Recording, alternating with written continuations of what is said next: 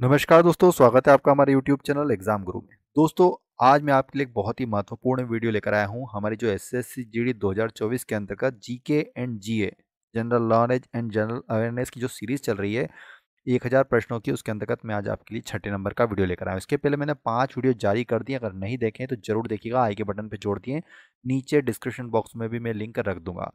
पहले नंबर का video specially देखिएगा क्योंकि मैंने उसमें रणनीति भी बताई। जो नए बच्चे आए हैं उनके लिए मैं बता दूं कि आपको पता होगा कि जीके एंड जनरल अवेयरनेस के अंतर्गत 20 क्वेश्चन आने वाले हैं एसएससी जीडी में। तो ये 20 में से 20 मार्क्स लाने के लिए मैं 1000 प्रश्न आपको कंप्लीट करा रहा हूँ, और ये 1000 प्रश्न एसएससी जीडी द्वारा पिछले 10 वर्षों में पूछे गए एसएससी के द्वारा। 1000 प्रश्न मैं आपको 25 वीडियो में कंप्लीट कराऊंगा, और हर वीडियो में 40 क्वेश्चन आने वाले हैं। इस प्रकार मैं आपको 1000 क्वेश्चन कंप्लीट करा दूंगा। रूल क्या है, रूल समझ लीजिए। मैं आपको 10 सेकंड का वक्त दूंगा, 10 सेकंड का वक्त दूंगा हर क्वेश्चन के लिए।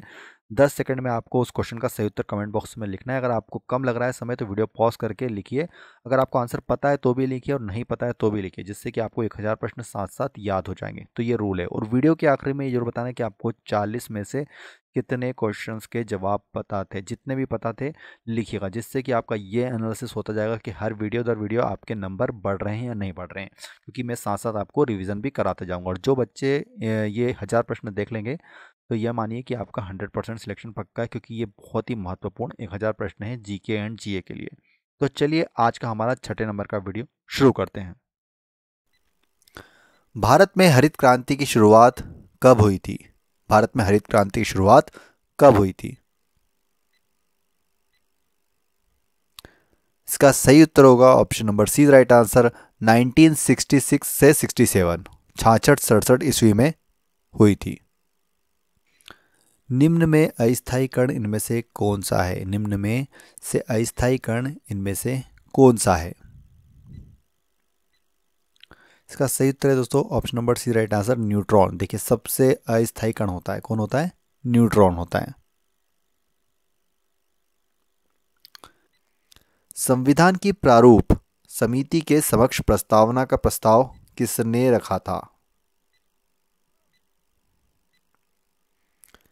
इसका सही उत्तर होगा option number D, right answer Jawaharlal Nehru. किसने रखा था?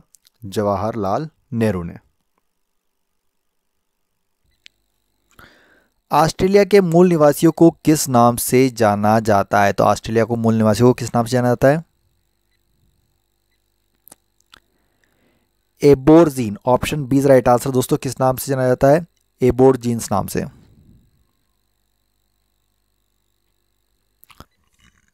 सूर्य विकिरण का कौन सा भाग सोलर कुकर को गर्म कर देता है? बताइए।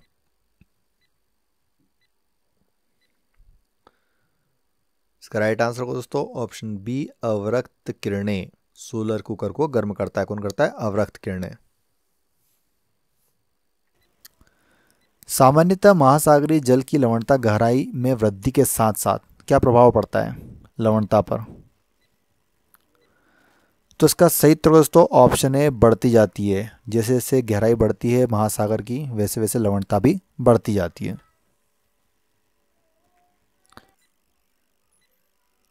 12वीं सदी के राष्ट्रकूट वंश के 5 शिलालेख किस राज्य में मिले हैं? राइट आंसर हो जाएगा दोस्तों option number B, right answer Karnataka राज्य में। कहां पर मिले? कर्नाटक राज्य में। गोविंद महल जो हिंदू वास्तुकला का अप्रतिम उदाहरण है, कहां पर स्थित है? बताएंगे कहां पर स्थित है? इसका राइट आंसर दोस्तों दतिया में स्थित है। गोविंद महल कहां पर स्थित है? दतिया में स्थित है। हीरा और ग्रेफाइट होते हैं, देखिए क्या होते हैं हीरा और ग्रेफाइट? एक दूसरे के। इसका सही उत्तर होगा दोस्तों option number A is right answer. हीरा और ग्रेफाइट एक दूसरे के अपर रूप होते हैं। मलेशिया की सिलिकॉन घाटी कही जाती है, बताएंगे दोस्तों मलेशिया की सिलिकॉन घाटी किसे कहा जाता है? इसका राइट आंसर होगा दोस्तों ऑप्शन बी, पेनांग। पेनांग को मलेशिया की सिलिकॉन घाटी भी कहा जाता है। 2011 की जनगणना के अंतिम आंकड़ों के अनुसार भारत का सबसे कम जनसंख्या घनत्व वाला राज्य इनमें से कौन सा है? इसका सही उत्तर होगा दोस्तों option number B right answer. Arunachal Pradesh सबसे कम जनसंख्या घनत्व वाला राज्य है 2011 की जनगणना अनुसार। निम्नलिखित में से किस महाद्वीप में आंतरिक जलमार्ग का सबसे अधिक विकास हुआ है, सर्वाधिक विकास हुआ है? इसका राइट आंसर होगा दोस्तों option number C right answer. Europe महाद्वीप में हुआ है आंतरिक जलमार्ग का सबसे अधिक विकास। विक्टोरिया जलप्रपात किस नदी से संबंधित है? बताएंगे दोस्तों विक्टोरिया जलप्रपात इनमें से किस नदी से संबंधित है? इसका सही उत्तर होगा दोस्तों ऑप्शन डी जैम्बेजी। विक्टोरिया जलप्रपात जैम्बेजी नदी से संबंधित है। जायकबाड़ी परियोजना किस नदी पर स्थित है? बतलाएंगे जायकबाड़ी परियोजना इनमें से किस नदी पर स्थित है? दोस्तों इसका सही उत्तर होगा option number C right answer. Godavari नदी पर स्थित है जायकबाड़ी परियोजना। भारतीय संविधान के अंतर्गत मूल अधिकारों का संरक्षक कौन है? किसको माना जाता है मूल अधिकारों का संरक्षक? तो जो हमारी न्यायपालिका होती है, तो मतलब option number C right answer दोस्तों। न्यायपालिका हमारे संविधान की संरक्षक होती है।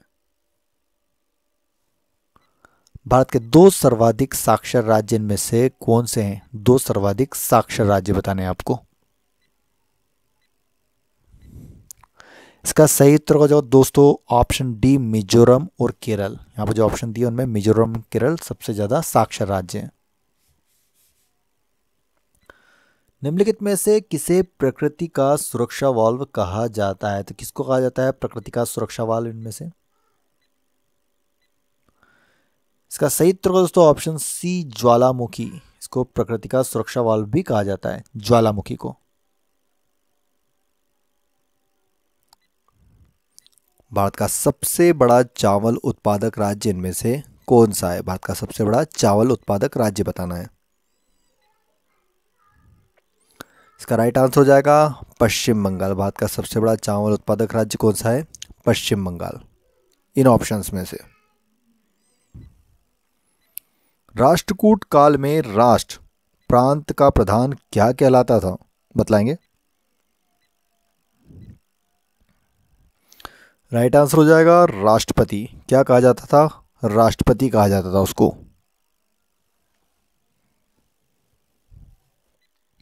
फास्फोरस का सबसे अधिक क्रियाशील रूप इनमें से कौन सा होता है? सबसे अधिक क्रियाशील रूप फास्फोरस का बतलाएंगे कमेंट बॉक्स में। इसका सही उत्तर है पीला या फिर श्वेत फास्फोरस। फास्फोरस का जो सबसे अधिक क्रियाशील रूप होता है, ठीक है। श्वसन किस प्रकार की दहन प्रक्रिया है? बताएंगे दोस्तों श्वसन किस प्रकार की दहन प्रक्रिया है? इसका राइट आंसर दोस्तों ऑप्शन बी मंद दहन के अंतर्गत आती है। श्वसन किस प्रकार की दहन प्रक्रिया है? मंद दहन।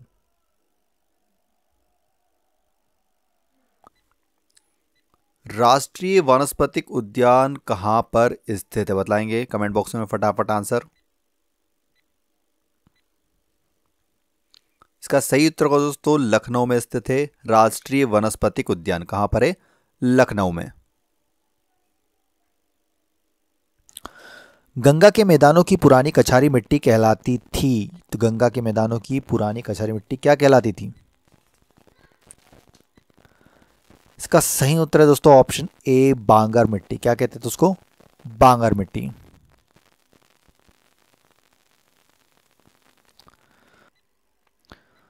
दुलहस्ती पावर स्टेशन निम्नलिखित में से किस एक नदी पर आधारित है? बतलाएंगे दोस्तों किस नदी पर आधारित है? इसका सही उत्तर होगा ऑप्शन बी चिनाब नदी पर स्थित है दुलहस्ती पावर स्टेशन। उच्च न्यायालय को किसका अधीक्षण करने का अधिकार है? किसका अधीक्षण करने का अधिकार होता है उच्च न्यायालय को? इसका राइट आंसर है दोस्तों ऑप्शन नंबर बी अधीनस्थ न्यायालय। जितने भी उसके अधीनस्थ न्यायालय हैं उसका अधीक्षण करने का अधिकार होता है। त्वरण ज्ञात करने का सही सूत्र कौन सा है? त्वरण त्वरण का आपको फॉर्मूला बताना है। इसका राइट आंसर है दोस्तों option A equal to v minus u upon t. Option A is right answer. भारत एक है, बतलाएंगे दोस्तों क्या है? भारत एक संघ राज्य या फिर राज्यों का संघ या फिर प्रांतों का संघ, क्या है? इसका राइट आंसर हो जाएगा दोस्तों भारत एक राज्यों का संघ है, जो कि हमारे संविधान में इसका उल्लेख है। पाली ग्रंथों में गांव के मुखिया को क्या कहा गया है? बताएंगे दोस्तों क्या गया है पाली ग्रंथों में गांव के मुखिया को क्या कहा जाता था? इसका सही उत्तर होगा दोस्तों ऑप्शन बी भोजक या फिर ग्राम भोजक कहा जाता था उन्हें। संपूर्ण महासागरीय क्षेत्रफल के कितने प्रतिशत भाग पर महाद्वीपीय मग्न तट का विस्तार है? तो कितने प्रतिशत भाग पर है? इसका राइट आंसर हो दोस्तों ऑप्शन बी 7.5% भाग पर। कितने? 7.5%। पारादीप बंदरगाह का विकास किस बंदरगाह का भार कम करने के लिए किया गया था? इसका राइट आंसर होगा दोस्तों ऑप्शन ए कोलकाता विशाखापट्टनम बंदरगाह के भार कम करने के लिए किया गया था पारागाह बंदरगाह का निर्माण। भारतीय मौद्रिक नीति के बारे में निर्णय लेता है, बताएंगे दोस्तों भारतीय मौद्रिक नीति के बारे में निर्णय इनमें से कौन लेता है?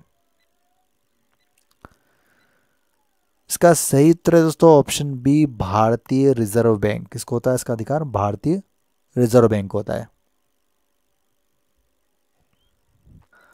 कार्बोलिक अम्ल है, बतलाएंगे दोस्तों कार्बोलिक अम्ल का सूत्र बताना है आपको यहां पर। इसका राइट आंसर हो जाएगा दोस्तों ऑप्शन सी C6H5OH। क्या है? कार्बोलिक अम्ल C6H5OH। अंतिम मुगल बादशाह बहादुर शाह जफर था, उनके पिता का नाम क्या था? बतलाएंगे। इसका राइट आंसर दोस्तों अकबर शाह द्वितीय, जो कि पिता थे बहादुर शाह जफर के।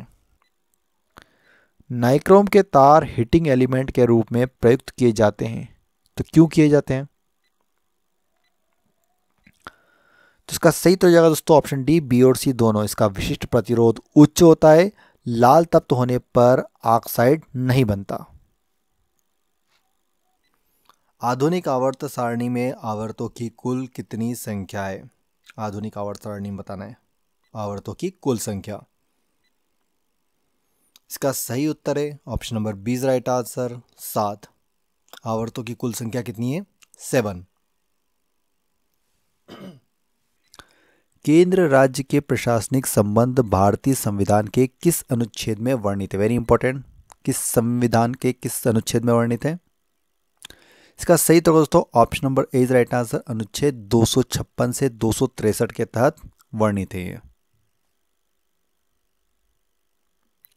विश्व में ऊन का सर्वाधिक उत्पादन करने वाला देश इनमें से कौन सा है?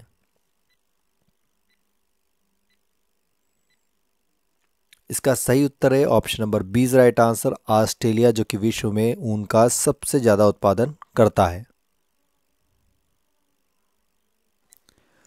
नकदी फसल में सम्मिलित नहीं है, बताएंगे दोस्तों नकदी फसल में इनमें से कौन सी फसल नहीं आती है?